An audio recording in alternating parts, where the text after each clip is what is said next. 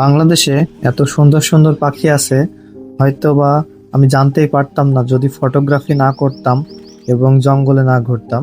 High, আমার নাম আনোয়ার পারভেজ। আমি বন্যপ্রাণী ভালোবাসি এবং তাদের ভিডিও করতে পছন্দ করি, এবং সেখান থেকেই কিছু মুহূর্ত আপনাদের সাথে মাঝে মধ্যে শেয়ার করি।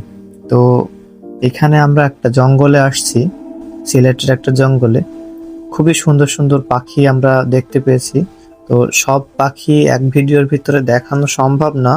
তো আমি আপনাদেরকে এই ভিডিওর মাধ্যমে কিছু পাখি দেখাবো, এবং পরবর্তী যখন ভিডিও দেব তখন পরবর্তী ভিডিওতে আরো পাখি বা বন্যপ্রাণী সাথে আপনাদের পরিচয় করিয়ে দেব।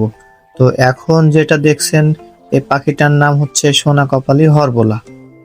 এই পাখিটা একদম দেখতে পাতার মতো, আর এদের মাথাটা সোনালী কালারের, ওই জন্যই হয়তো এদের নামটা সোনা কপালী হরবোলা।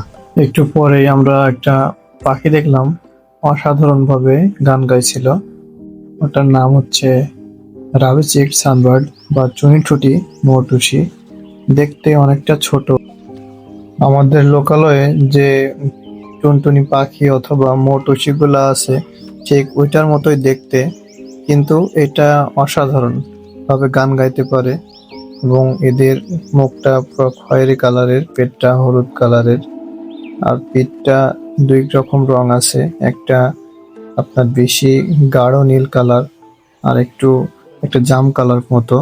তারপরেই দেখলাম যে গাছে বসে আছে আমাদের সেই চিরচেনা সিপাহী বুলবুলি। এটা আমাদের একটা এলাকাতেও পাওয়া যায়, সব জায়গায়। এদের গালটা লাল হয়, মাথায় শিং থাকে। তো পরেই দেখলাম যে আর একটা পাখি আসছে। পাখিটা যত সম্ভব কালো মাথা বুলবুলি হবে। এটা সম্পর্কে আমার সঠিক ধারণা নাই।